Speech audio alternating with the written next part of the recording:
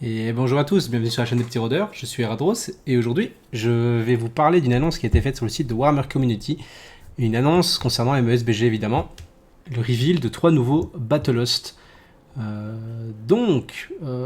bien on s'attendait, on était beaucoup à s'attendre à un rework des orques du Mordor ou de Minas Tirith, parce que pour ceux qui ne le savent pas, les Battlehost de Minas Tirith et du Mordor, Angmar, ont été retirés à la vente. Donc on s'attendait quand même pas mal à avoir des annonces lors de l'Ardacon d'une refonte justement de figurines.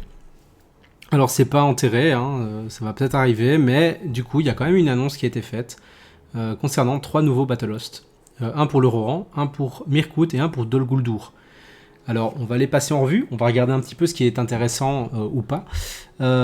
Juste pour commencer, je tiens quand même à dire que ça fait quand même plaisir de voir que Game Workshop n'a pas abandonné le jeu, si on peut le voir comme ça, en proposant 3 Battlehost, parce que c'est vrai que c'est un jeu MSBG qui n'est pas simple d'accès en fait pour des nouveaux joueurs. S'il n'y a personne pour venir introniser, pour essayer d'aiguiller les nouveaux, c'est pas toujours simple de comprendre avec toutes les armées, les systèmes de list building, etc. En tout cas, il y a beaucoup de débutants qui ont quand même pas mal de questions sur comment ça fonctionne, et c'est vrai que c'est un jeu qui est pas simple en disant qu'il n'y a pas beaucoup de portes d'entrée, et donc le fait d'avoir plusieurs Battlehost, je trouve que c'est quand même sympa, même si on va voir qu'il y a quelques petits soucis dans un, en tout cas en particulier.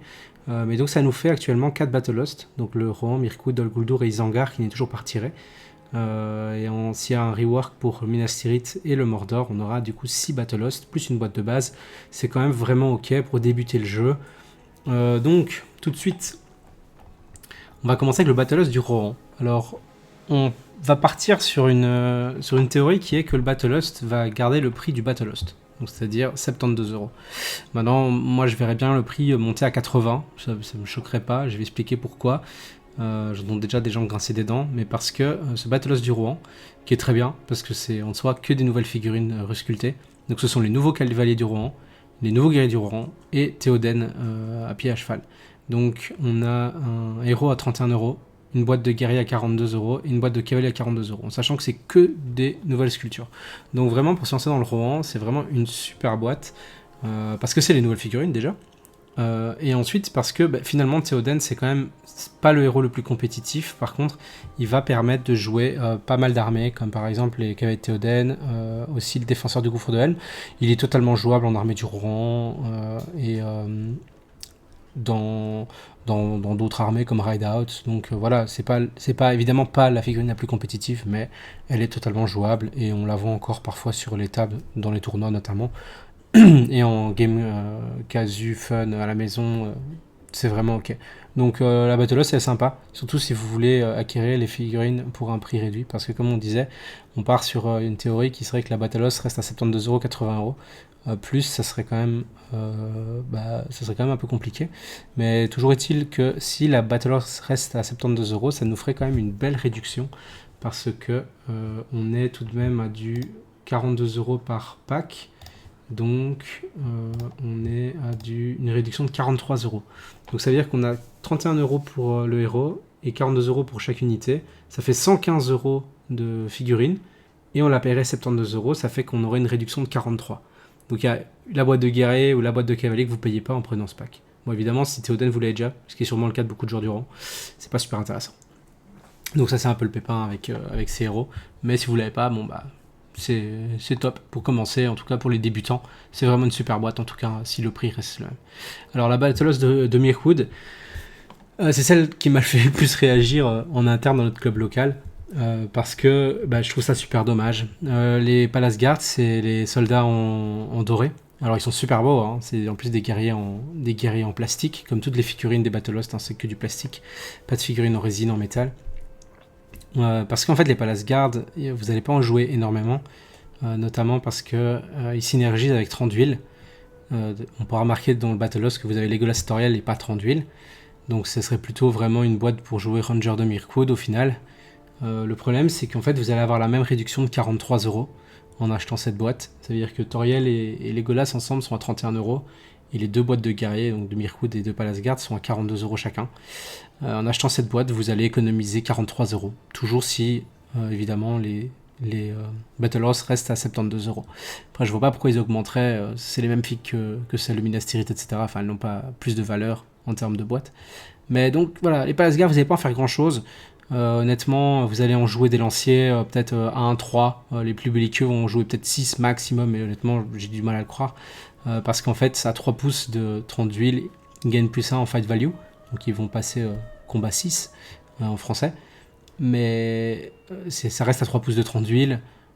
Et à part ça, il coûte 3 points de plus qu'un guerrier de Mirkwood de base, sans vraiment avoir un autre avantage. Il y a le fait qu'ils soient fearless, parce qu'ils sont bodyguard, Sword Protector, je pense, du général.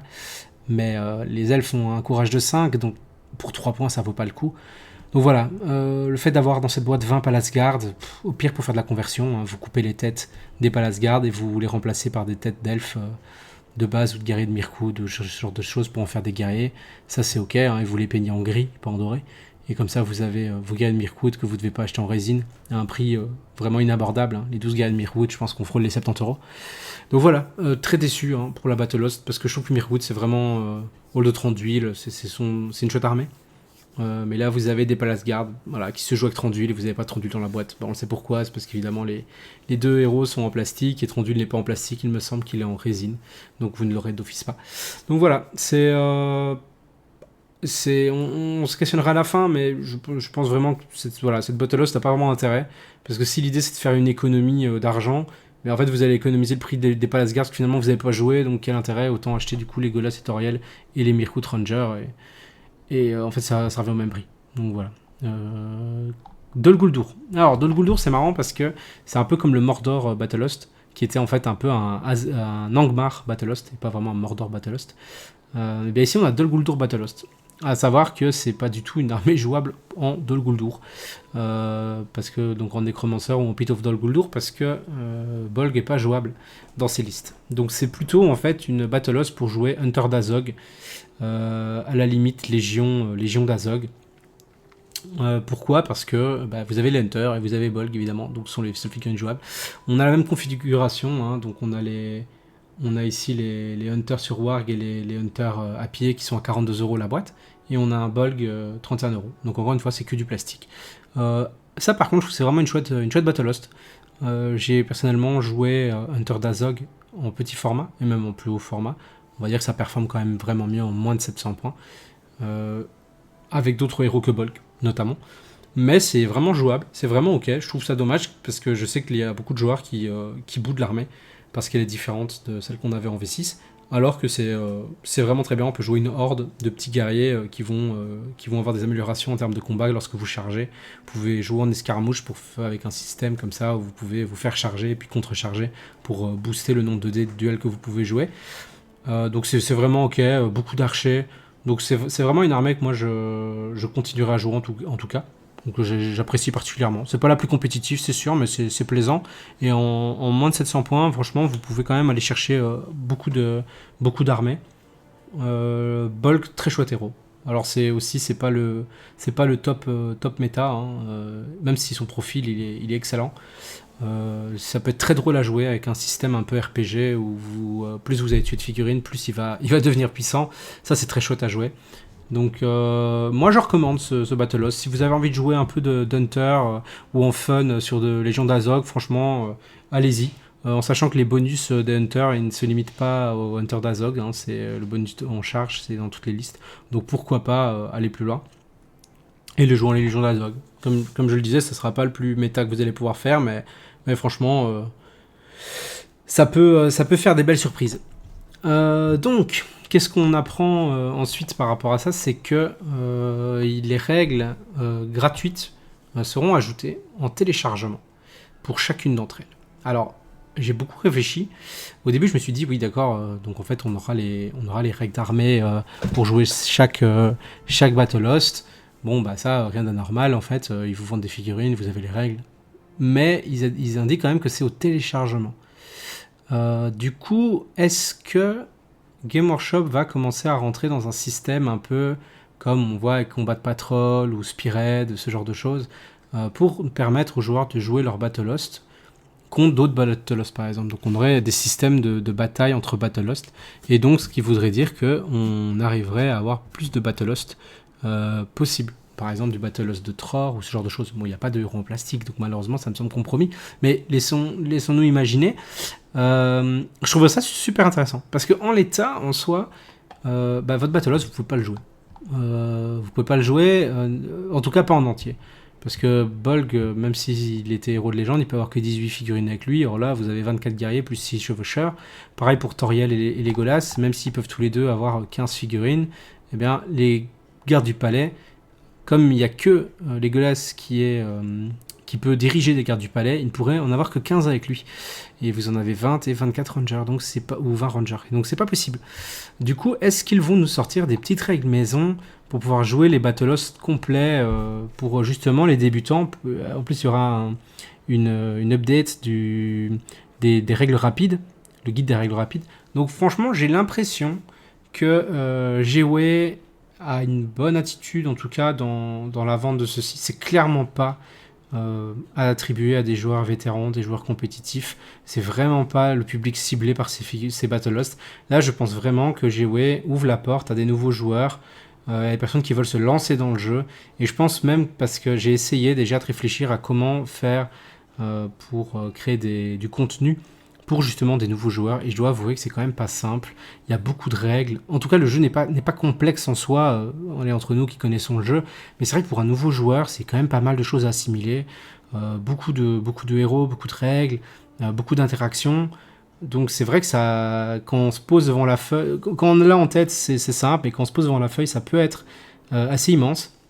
Donc je pense que si jamais on a une porte d'entrée qui est celle des Battle Lost, qui nous permet justement de jouer des petites armées comme ça, déjà toutes faites, qui nous permettrait d'introduire des nouveaux joueurs ou de créer des événements pour justement avoir une nouvelle population de débutants ou ce genre de choses qui pourraient rentrer dans le système, ça serait vraiment super. Donc ça, honnêtement, si c'est ça l'idée de GOE, de créer des espèces de petites troupes avec un système de règles un peu alternatif simplifié, je trouverais ça vraiment génial et très bien pensé. Surtout que ça signifierait qu'il y a une recherche de Game Workshop de rechercher des nouveaux joueurs, enfin, on va pas dire des nouveaux clients, hein, on essaie de rester dans une note positive, mais des nouveaux joueurs, grossir la communauté, et au final, c'est ça qu'on cherche, hein, c'est grossir la communauté, avoir beaucoup de gens avec qui jouer, pour continuer à profiter de ce jeu qu'on aime tant.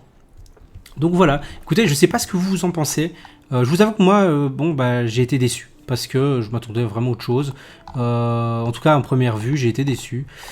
Ensuite, à la réflexion, je me suis dit, c'est normal, je suis clairement pas le public cible de ces Battle Lost. Et au final, le message qui est envoyé, c'est on veut que des joueurs viennent, parce que, allez, les nouvelles figurines, elles coûtent 42 € la boîte. Si vraiment vous avez une réduction de 43 €, c'est pas pour faire plaisir aux gens ou justement essayer de traire des vaches à lait. Là, c'est vraiment pour essayer d'appâter des nouveaux joueurs, pour évidemment gagner de l'argent, mais pour aussi grossir la communauté. Donc c'est qu'il y a quand même on sent qu'il y a une stratégie marketing.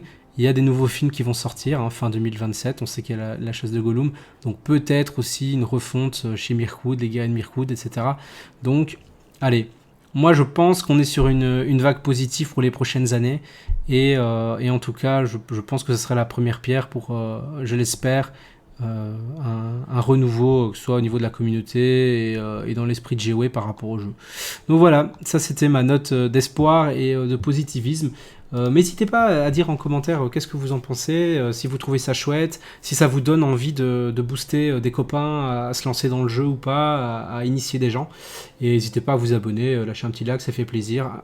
Petit aparté, je sais que j'ai toujours pas fait mon retour en vidéo concernant le tournoi où j'ai joué une armée pour laquelle vous aviez voté, l'armée de Blackgate, donc à savoir que j'avais joué la 3e game pour la première place avec cette armée, que j'ai malheureusement perdu face à une armée de matrice contre Ferlingsa, où il jouait beaucoup de berserk avec des orques ou glurt. C'était vraiment une game intéressante, mais je ferai une review un peu plus en particulier. Mais en tout cas, Blackgate Old School, donc full Moranon, ça avait plutôt bien fonctionné. Je pense vraiment qu'il y a un potentiel énorme chez Blackgate, mais il faut, je pense, comprendre la mécanique et aussi comment la jouer.